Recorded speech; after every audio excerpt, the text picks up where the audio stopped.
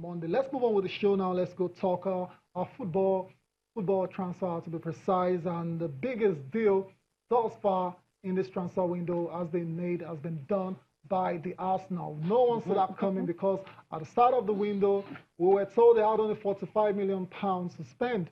And now they've gone out to spend £72 million on Nicolas Pepe from the Ivory Coast. Ivorian winger. There you go, that's him right there. It looks a bit like Eric Bailly for me. I see a bit of resemblance. Yeah. Well, it's not Bailly. That's Nicolas Pepe. That's the most expensive signing in the history of the Arsenal. And he's an African, so who says African players can cost money?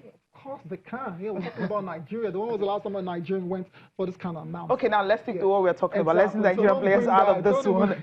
He's 24, 5-year deal, 35 goals in 74 appearances for Lille. I mean, this is huge because he actually joined it from Angers in 2017, and all through that was able to get 35 and 74 appearances. Is this guy a good buy? I think he's a good buy. He's a good buy because he's one player who has progressed over the years from his time in Angers to Lille, spent 2 seasons at Lille. First season at Lille, he scored 18 goals in 36 appearances. Then in the second season, 38 games, all games in the league, he scored 22 goals. It shows the progression in goals. Also included 11 assists last time out. So exactly. Right, so it keeps going. It keeps getting better. And coming to a better league, I feel like at 24 years, he has a lot to learn and improve in the game. And I think it might be a very, very good buy for Arsenal. This year, he might not really hit top roof with his performances, but going forward, I think it's going to be very, very good. We've seen expensive players in England. We've seen Paul Pogba, £89 million. We've seen Romelu Lukaku, £75 million. We've seen Virgil van Dijk, £75 million. And this is the fourth.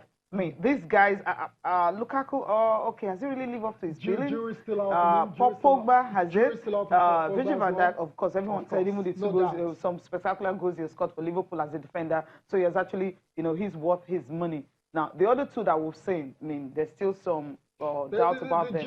This guy is going to be under a lot of pressure because the money will definitely weigh on his head. Surely, any day, anytime, the transfer fee is always a pressure. Even if not for the player, it comes from the media. They are always questioning everything you do on the field of play. Exactly. And for an Ivorian, an African player who has been wanting to do better, in the press conference yesterday, he said he has struggled a lot, and for him, this is a dream move to go to such a great club. And that alone can be a personal pressure on him. So he has to go out there, shake off all of the media expectation, and do it for Arsenal week in, week out, which is what Arsenal fans will expect from him. He's going to be wearing number 9 jersey. I mean... Yeah, what has the jersey got to do with number 9? I mean, like, out and out striker. I mean, you're just right there on the spot. Number 19. Okay, number 19. Okay, that's what it's gonna. Okay, I think that's better. Sometimes numbers have a let's. For me, I always like to look at the Nigerian angle in every kind of situation. This guy has come in now, and for me, I'm looking at Alex Iwobi. Like, that's serious competition for Alex right now, and. There was a story that came out a few days ago. He had to come out to clarify that he didn't say he was going to leave. He's going to embrace the competition. But do you think the arrival of Pepe basically pushes Iwobi out? Truthfully, it does. It does because right now you're seeing a Pepe playing on the right side. He could also play on the left, and even though you're employing Aubameyang on the left side, but you could switch both of them. For Iwobi, it seems like even he will not get a chance to be in the starting 11 every time. And I don't think it's unexpected because Iwobi has not really lived up to expectation. He comes in, gives you flashes of brilliance here and there, like he did in the Europa League final. Got that good goal for them. And I feel you have to do it week in, week out. Arsenal have not gotten that from him, which is why they've gone into the window to splash that much money on a player. If Iwobi has been giving that consistent performance over the course of the season, they wouldn't have gone to get Pepe or go into that drawn transfer negotiation with Crystal Palace. But because Iwobi is not stepping up yet, they had to go get it. So for Iwobi, for him to remain at Arsenal, he needs to fight for a shirt. He needs to show that he actually has that more talent we've seen that we expect from him. But he's not reaching that potential yet. But too bad for Iwobi at the moment. Okay, if he's not getting a shirt, I mean, if he is not playing, should he leave in January? It's possible. It's possible. But then if he leaves, where does he leave to? Obviously, maybe the likes of Everton, Newcastle, Wolves, but I don't think it's going to struggle to get. Or he could go away for to maybe La Liga. Yeah, I don't think he'll struggle to get another club, but we still need to wait until then. Some players actually know how to step up to to the plate whenever there's competition for their share. So we wish Alex Iwobi all the best. You know, as an Arsenal player. Let's move on from Alex Iwobi to another young player who's on the move. This time, Victor Osimhen. I mean, It's part of the project that Lille is actually building right now. Imagine getting 72 M. After selling players worth of over £100 million, they decided to go and spend just 10 on Victor Osimhen. Nah, but seriously, fantastic player, young player as well too. Is very excited to join the project. Lille, they finished second in the French League 1, so they were 16 points behind PSG. But they finished second, and then in the Champions League, that's what really matters. You can see pictures of him in training as well too, and yeah, good season last season as well too. Very impressive start. Scored over 20 goals, definitely for Charleroi, and it's come to France now. So I'm looking at the two leagues now. We're going to see stats on the screen, very, very decent. I'm looking at the two leagues now. Coming from Belgium, where he had 36 games in total, 20 goals and 4 assists. Now to France. You would agree coming to France is a step up. Sure. You see him replicating this kind of form in the French league. He can replicate it. He's one of the top talents in Europe at the moment as regards young stars. But, but even though we've seen on the African scene, I think one game that screams out at the top of every Nigerian's head has to be that Libyan match on 23. What a game where that he scored was. an hat-trick. And from that, you could tell that this man has a lot of talent. He's a good striker, has striking instinct going forward. And it's stepping up from there to the Ligue 1, I think is a good step up. I want to see that for every Nigerian player, stepping up from a lower league to a higher league, which is what he has done at the moment. And I think it's very, very good for him. Has a like Remy there, who is a veteran striker, he could learn from. Other young stars that will motivate him to also want to step his game. Timothy Weah is also in that league. As well. Exactly. So it's a good one for him. He gets more playing time. We get to see him in the Champions League too. So it's a win-win for Victor Osimhen. You don't haven't even thought about that. Who cares about the finished 16 points behind PSG? Okay, you're looking at the Champions League now, which is key. We've seen some other players, Nigerian players that played for Lille. Osaze Odenike is one of them. Vincent Eyama was there for a long, long time. So it's more like he's following the footsteps. And there's something he said, joining the club. He talked about these Nigerian stars that have played there. He wants to follow in their own footsteps and also maybe create his own. But he says he actually loved the project of Lille. Yeah, you will love the project because with Lille, it's all about bringing young stars in from there. It's a good game. The manager also has done well. For a team who finished second in La Liga last time out, so in Ligue 1, you could tell that this team are building towards something. And I think maybe they can get to spend more money. They might get to go within touching distance of PSG, who they finished 16 points behind. But for every other team aside PSG in the Ligue 1, I don't think the goal is for them to go win the league. No. It's all about keeping up the pace with PSG and possibly going for the Champions League, which is what Lille has done. So for them, it's all about replicating what they want to do the next season. I feel Osimhen wants to be a huge part of that also. But having some of their top players leaving, will it not affect them, bringing in some new, young exciting players? Like you said, exciting, that's the key word. The young stars are exciting. They are prospects who could do well for them this season. So that's a good one for the side. All right, good one for them. We need to go on a break now. When we come back, Ben Alaya will be joining us, and we should be looking at the top stories from the pages of the newspapers.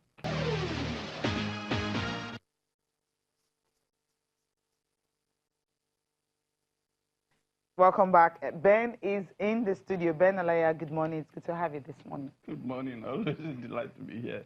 Okay, now let's just go straight to the papers. There's so many top stories here. That's why we're starting with Complete Sports here. And in Complete Sports, you have this one. Chukwueze signs with Jay-Z's Rock Nation Sports. I mean, that one. And of course, Pepe finally a Ghana, 72 million. You are an Arsenal fan. I mean, when you heard about this, were you happy or mixed feelings? Are you serious? Ben, what was the reaction? I mean, my reaction is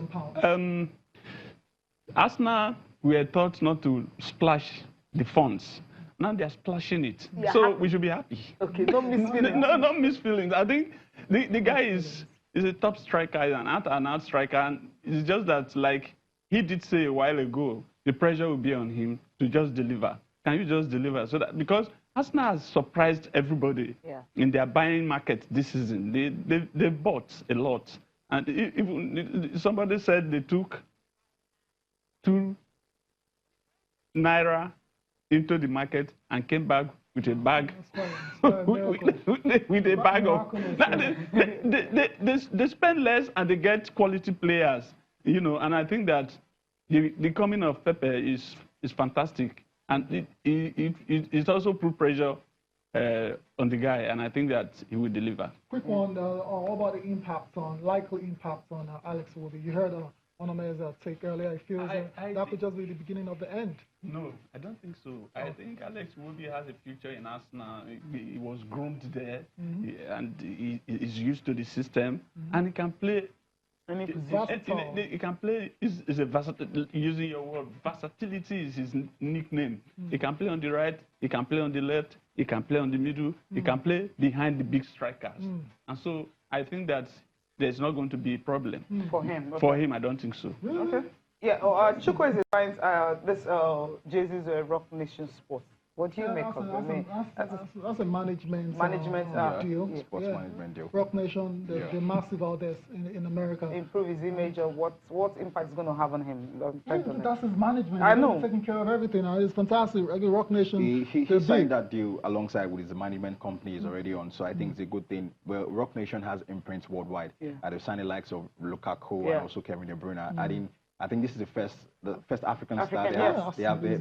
Exactly. So it's a good thing. They've seen the talent of the young man, knows that he's going to go places. Let's have it on our books and maybe milk the little cash. Of course, going forward. We're milking a lot of cash. Trust me on that one. I think it's the money I was concerned about. Money. Precisely. Yeah. Okay, we also have this one. We talked about this earlier. Osimhen seals the 15 million euros 5-year deal that says he joins Osaze and AMI for a chance to be. Let's talk about Osimhen quickly. It's all over the papers. Ben, for you, I mean, we've seen the retirement of Odion Ighalo, even though there are stories out there now that he's thinking about, coming out of retirement to play for Nigeria again. But as it is right now, officially, he's retired, and that means Nigeria needs a new top striker, now who's going to get the goals. Is Osimhen the guy for you? For me, I think he's the one. I think Osimhen is good enough, but again, as we say, in football, you need a little bit of experience. And I think if Ighalo decides to come back, we're looking at him not coming back right now. Osimhen will learn from him before he retires finally. There's a lot to learn. You know, when Rashidi Yekini was there, a lot of the strikers that came after him were learning from him, the way he strikes, the way he runs, the way he... And so, Ighalo, if he decides to come back, quote and unquote, if he decides to come back, like the NFF president has showed us that he may come back, may. Oh, really? According to the story that he spoke with him and all that. We'll wait to see if he does make a comeback, then Osimhen need to understudy him, and then make a big striker. It will be a good striker for the national team. But if Ighalo decides not to come back, Osimhen should take the load on his back. I think I totally agree. I feel like Ighalo's retirement might be a blessing in disguise for us because you get to see a young star rise before our eyes. We fast-track his development because at the Nations Cup, many were screaming, where's Osimhen, where's Osimhen? Onuachu not really doing well as a support, the replacement for Ighalo. So it seemed like Osimhen might be the man to take on the mantle. So how about you just throw him in now, let him start playing? Okay, it's like you're not in support of Ighalo actually rescinding his decision, right? No, it goes two ways. It goes two ways. Does like here, Olaya said, he could act that experience to decide. He scores quality goals for the team, but him being there is an addition. But also without him, I feel like we can still soldier forward with Osimhen. Okay, without him, we can't. I think we all agree on Osimhen is the guy going forward. Yeah, Sporting Sun, you have similar. What do you have? Similar news stories that you have on the Complete Sport. Let's just go straight to Sporting Life. Yeah, Sporting Life. Let's start. Neymar is talking again. Neymar says, "I won't play for PSG again." No, you've got to do that, man. You've got a contract that you need to see through. Well, Neymar is talking, says he's not going to play for PSG again. There's been talks about wanting to return to Barcelona. And you ask yourself, why did you leave in the first place? Amazing player he is. We are talking of the captain of the... So much distraction. Biggest... Amazing. But it's the captain of Brazil. No, it's been taken them from him. They took off him all the issues. No, it's because of injuries. It's not been taken off him. I don't think it can be taken off him. If once he's on the pitch, you see the presence of a he falls more than he plays. What do you think? He falls more than he plays. They kick him more than they touch other players because they know they enjoy the antics. No, it's not antics. When you have a very funny player on the field of play, sometimes you just want to see the reaction. Maybe that's the essence of the kick. No, because when you kick him, leading, it rolls like. Let's even not talk about the kicking and falling all over the park.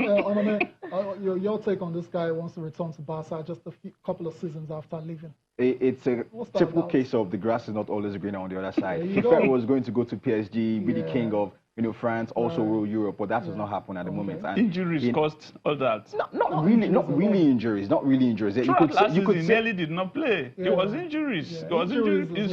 It's always injury prone. When you are a superstar, you are injury prone. But it wasn't like that when it was at Barcelona, right? Superstar. We've seen how many times can you count?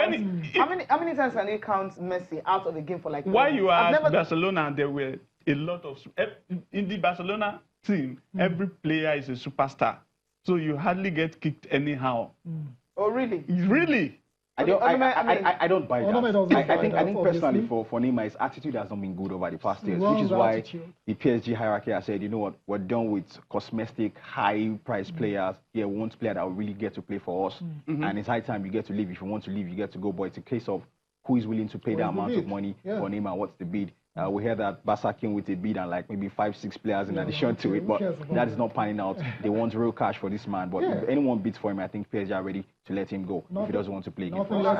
You think Barcelona is going to get him? Because Malcolm, one of those players that was rumored that will be going to PSG on the other side, has been sold to another club. Exactly, he's going to Russia with Zenit St. Petersburg. I don't think Barca has that money to go sign Neymar at the moment. Can't he buy himself out? He did it before. No, he got the money from PSG.